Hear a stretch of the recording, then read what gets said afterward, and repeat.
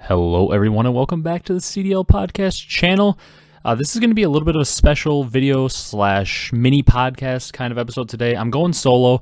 Kyle was a little busy, but the recent news dropped of the Boston Breach officially announcing their branding, their CDL roster, and I wanted to offer a couple of my quick thoughts while the news is still fresh.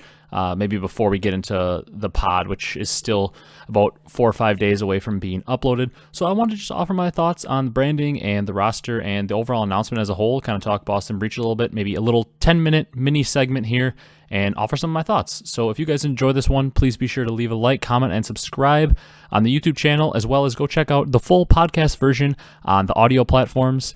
We release a podcast every Monday, so if you're new here after checking out this Boston Breach reaction, go check us out on the audio platforms, and I would really enjoy it if you guys went and checked out the full podcast, because Kyle and I have been putting out some bangers recently, I really think, and we're excited to get the season started.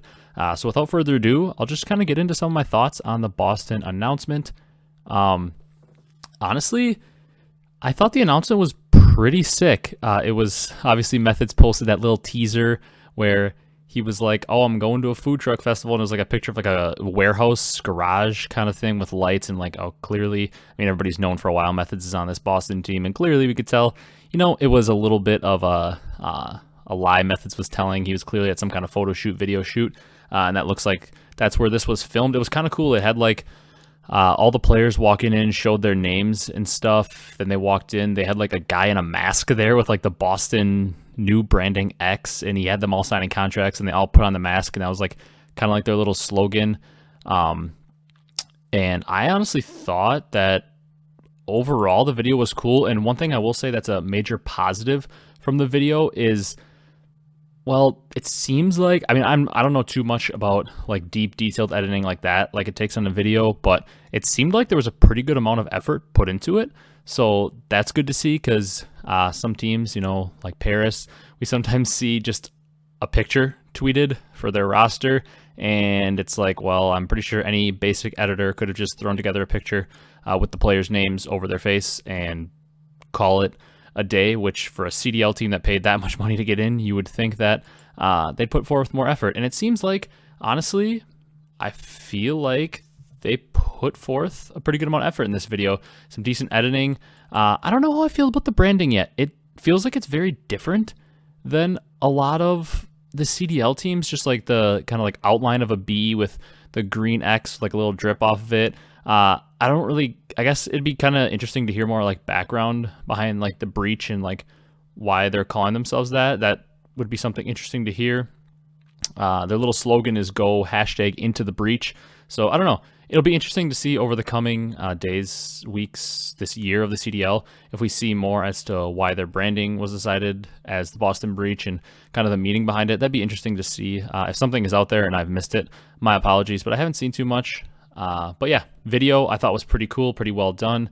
And branding, you know, it's all right. I kind of like the lime green colorway, but I don't know. I'm not so sold on the logo yet, but there was a few logos in that first year I wasn't sold on at all, and they definitely grew on me, as well as some names. Like the Minnesota name when it first came out, I was like, that's really weird. I get the ties to Minnesota, but now, I mean, Minnesota Rocker, like some of, if not my favorite branding in the CDL, and I really like the direction they've gone in as a team and an identity and a culture. So maybe in Boston will grow on us like that, but I'm optimistic about how well done their first video was and how enthusiastic they seem to be getting into the league, because a lot of like the owners and people that are involved with Oxygen Esports, which is like the parent company, seemed pretty excited and were responding to a lot of people on Twitter.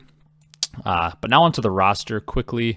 Don't want to keep you guys here too long. The roster is obviously Methodz, TjHaLy, Nero, and Capsidal. Honestly, Kyle and I have talked about this roster a bit on the podcast, but it's just a big question mark. We've been hearing like on the Optic podcast and stuff, we heard them say that, you know, Boston's been playing people pretty tough in scrims. They're one of the two teams before they were officially Boston. They were streaming their scrims, and they've looked pretty good overall. Like technically, if you saw this roster on paper, Methodz has been a pretty mainstay AR in Call of Duty over the past 3, 4, or 5 years, and he's a good, steady AR. Same with TJ. He's been a pretty mainstay submachine gun player, and he's a good player.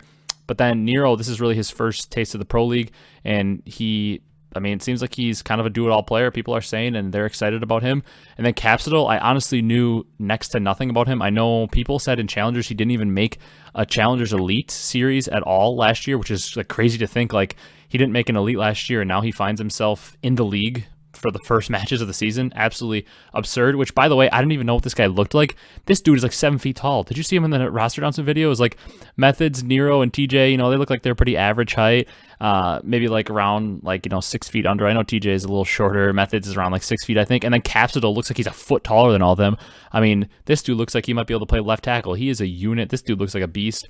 I'm excited to watch him play because I don't know anything about him, and clearly, if they're willing to give him a roster spot with him never making an Elite series, they had to have seen some crazy talent. So I'm extremely excited to see what he could bring to the table. They have 2 rookies in this team, so it's exciting to see what Nero and Capsidal can do. We know what Methodz and TJ bring.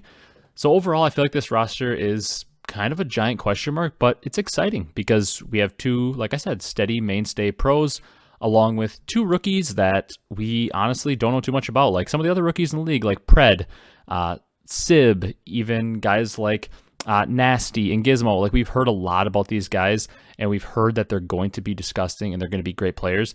But at least for myself, I haven't heard too much about Nero. I know he was on the LAG Academy team last year, and he was pretty good, and their team had some good success. And I haven't heard next to anything about Capsidal, like I said. So I'm very excited to watch those 2 play. This is a roster that I feel like has a very high ceiling because we really know nothing about the 2 guys that are going to be up in your face, most likely SMGs, although I heard Nero could flex a little bit, not sure about that. But 2 of the players that they're probably looking to be star players for them are complete question marks. So excited about that. But just wanted to get on here maybe before the pod and we wait 5 days until the news isn't fresh anymore that Boston is officially announced. But yeah, they've officially announced their roster of Methodz, TJ, Capsidal, and Nero. Very excited to watch them play. Like I said, branding, I don't know. It's the first 2 days, day or two that we've seen their branding, so obviously it's way too early to judge. They could drop some sick merch with it on, and it might grow on me, or maybe I'll kind of decide that it's not my favorite, but I like the colorway. I think that lime green is kind of unique and has a lot of potential, so I'm overall very excited to watch this team. It seems like with them streaming scrims and Methodz being on the team, who's been extremely more than willing, he's actually showed the desire to make content over the last year since he was benched by Toronto Ultra, shown the willingness to make content. They've been streaming their scrims. Looked like they had some pretty good video people and editing people based on their roster announcement. So excited to see if they could potentially be producing some more content coming up here in the future, because obviously we know we need that in the CDL. But that's going to do it for this just little mini talking episode here. Just wanted to get on, mention a couple things about Boston, talk about my thoughts on them, because the news is fresh and I was excited to talk about it and didn't want to wait until Monday. Obviously, like I said, Kyle couldn't join us this time. He was busy because this kind of came up on short notice, but that's going to do it for this one. If you guys enjoyed this, please be sure to check out Kyle and I's podcast. It's uploaded weekly, usually on Tuesday, sometimes on Monday, Wednesday, depending on our schedules, but typically it's uploaded on Tuesday night, and we upload that on anywhere you can find podcasts on an audio platform, as well as here on YouTube. So big things are coming for the podcast this year. We've got a lot planned for this whole season. We're very excited to get into it. So if you guys enjoyed this one, please be sure to leave a like, comment, and subscribe. Comment down below your thoughts on the Boston roster. And that's going to do it for this one. This has been Ryan with the CDL podcast, and we'll see you in the next podcast with our predictions for the kickoff event.